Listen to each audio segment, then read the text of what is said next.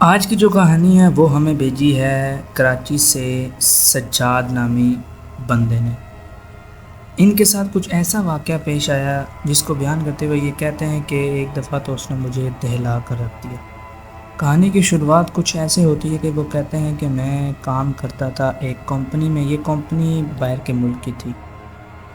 رات تقریباً 1 بجے کا وقت تھا۔ اس کے بعد جب وہ ٹیکسی کی تلاش میں نکلتے ہیں تو یہ واقعہ ان کے ساتھ پیش آتا ہے۔ اس سے پہلے میں آپ کو بتاتا چلوں کہ یہ جو کمپنی تھی یہ امریکن کمپنی تھی، اور یہ کہتے ہیں کہ بعض دفعہ جب ہمیں کوئی زیادہ کام کرنا پڑ جایا کرتا تھا تو رات کا کھانا بھی ہمیں کمپنی ہی کی طرف سے ملتا تھا، اور جب اکثر اوقات ہم لیٹ ہو جاتے تھے کام زیادہ ہونے کی وجہ سے تو ہمیں کمپنی کرایہ دیتی تھی گھر تک کے لیے پہنچنے کا۔ کیونکہ ان کے پاس کوئی گاڑی اور بائک نہیں تھی، اس لیے کہتے ہیں کہ ایک دفعہ اس طرح ہوا کہ کچھ زیادہ آفس میں کام پڑ گیا، جس کی وجہ سے تقریباً رات کا 1 بج گیا۔ میں آفس سے باہر نکلا کسی ٹیکسی کی تلاش کے لیے، اور رات کا وقت ہو ٹیکسی ملنا تھوڑا مشکل تھا۔ میں انتظار کرتا ہوا کھڑا ہو جاتا ہوں، اور جب میں دیکھتا ہوں کہ کوئی گاڑی کا، کسی ٹیکسی کا، کسی لفٹ کا کوئی نام و نشان نہیں ہے، تو میں آہستہ آہستہ چلنا شروع کر دیتا ہوں کہ شاید آگے جا کر مجھے کوئی چیز دکھائی دے جائے، کوئی سواری مجھے دکھائی دے جائے جس کی وجہ سے میں گھر میں پہنچ سکوں۔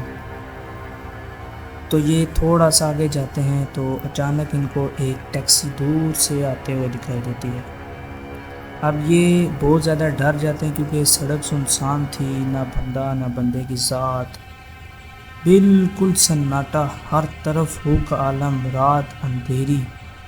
اور جب ٹیکسی کے پاس آ کے رکتی ہے، ڈرائیور کا رنگ بھی کچھ کالا سا، کچھ عجیب سا تھا کہ اس کو دیکھ کر ہی خوف معلوم ہوتا تھا۔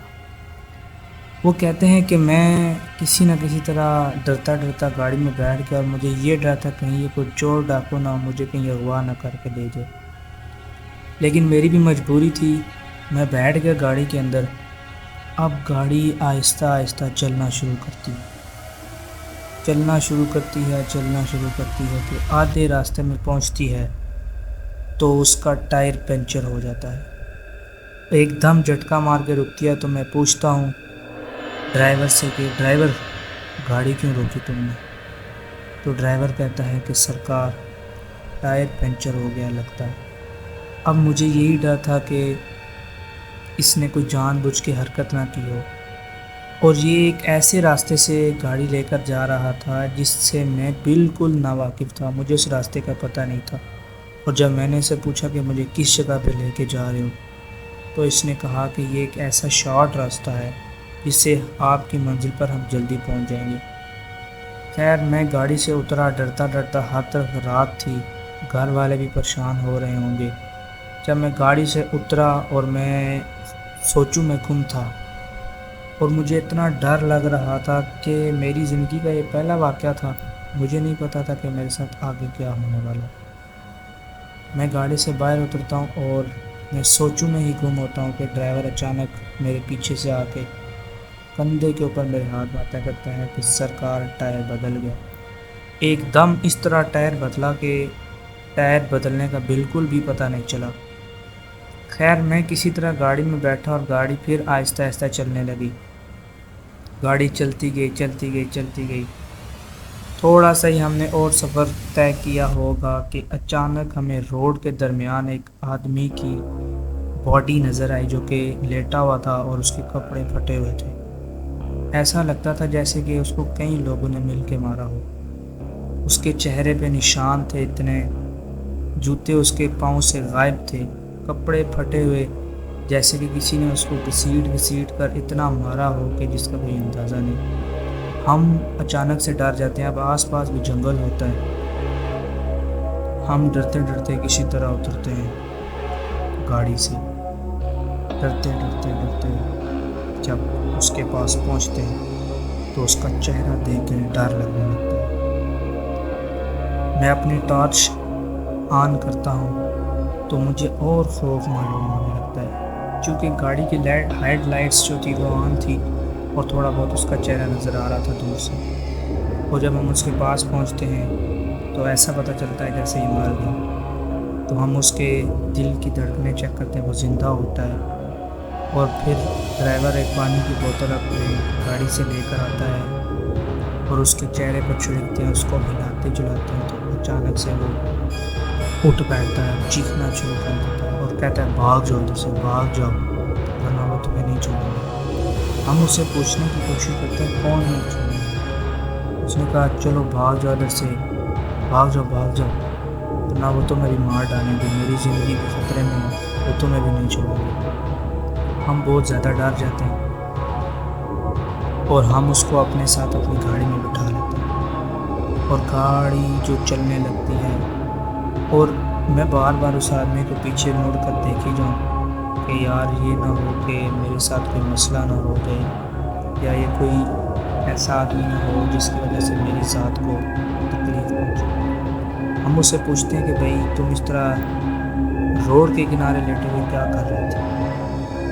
تو اس نے بتایا کہ وہ ایک جگہ پہ کام کرتا ہے اور وہ بائک پہ اسی راستے سے اپنے گھر جا رہا تھا کہ راستے میں اس کو حاجت محسوس ہوئی، وہ واش روم کرنے کے لیے رکا، اسے برداشت نہیں ہوا تھا، وہ جھاڑیوں کی سائڈ پہ چلا گیا اور اس نے درختوں کے نیچے اپنی حاجت پوری کی، یعنی واش روم اس نے کیا۔ اور جب وہ ادھر سے آنے لگا تو اچانک اس کو کسی نے پیچھے سے آگے پاؤں سے پکڑا، اور وہ چیز دکھائی بھی نہیں دے رہی تھی جس نے اس کو پاؤں سے آگے پکڑا تھا۔ وہ ایک دم منہ کے بل گرتا، چیخنا چلانا شروع کر دیتا ہے کیونکہ ٹائم رات کا ہوتا ہے، اور وہ جب چیختا ہے چلاتا ہے تو اس پہ اور چیزیں ہیوی ہونے لگتی ہیں، وہ اس کو مارتی ہیں، گھسیٹتی ہیں، اس کے کپڑے پھاڑ دیتی ہیں اور اس کو بہت ہی زیادہ نقصان پہنچاتی ہیں، اور اتنا مارتی ہیں جس کا اندازہ نہیں، اس کے اندر گھس جاتی ہیں اور عجیب سی وہ کہتا ہے کہ میں آوازیں نکالنے لگتا ہوں، مجھے کچھ ہوش نہیں رہتا کہ میرے ساتھ کیا ہو رہا ہے۔ خیر وہ مجھے اتنا مارتی ہیں کہ میں جب بے ہوش ہو کے گر جاتا ہوں تو پتہ نہیں کتنا ٹائم میں یہاں پہ بے ہوش ہوا، اس کے بعد آپ نے اٹھایا۔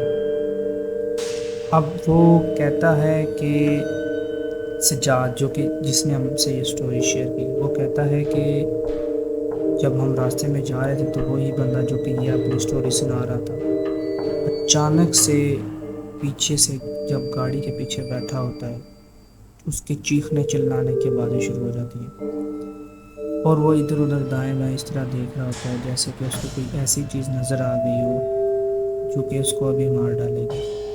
وہ ایک دم سے ڈرائیور کی گردن پہ ہاتھ رکھتا ہے، اس کے بالوں کو زور کے پکڑتا ہے اور جھٹکے دینے لگتا ہے۔ گاڑی جو ہے وہ بے قابو ہو جاتی ہے اچانک سے اور ایک پتھر کے ساتھ جا ٹکراتی ہے۔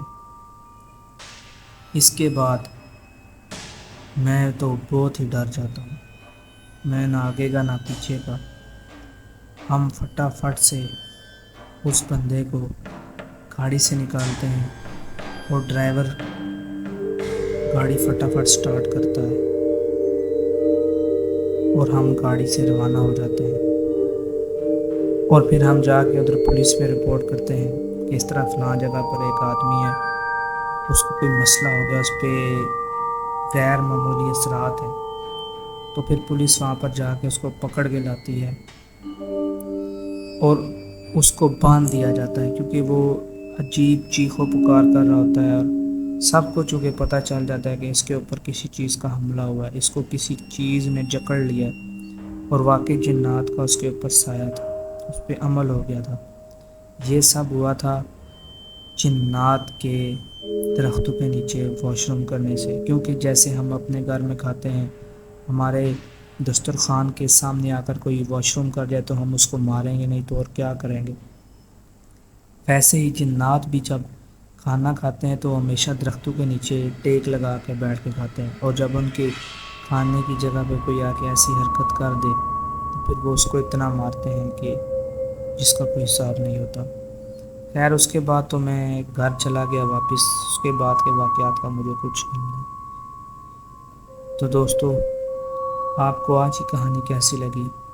اگر آپ کو کہانی اچھی لگی تو ویڈیو کو لائک، شیئر اور کامنٹ لازمی کر دیجیے گا، اور اپنے دوستوں کو شیئر کر دیں، اور اگر آپ بھی ایسی اسٹوری آپ کے ساتھ کوئی ایسا ہارر ایکسپیرئنس پیش آیا ہو تو دیے گئے واٹس اپ نمبر پر اپنی اسٹوری شیئر کر دیں، آپ کی بھی اسٹوری اسی طرح سنائی جائے گی۔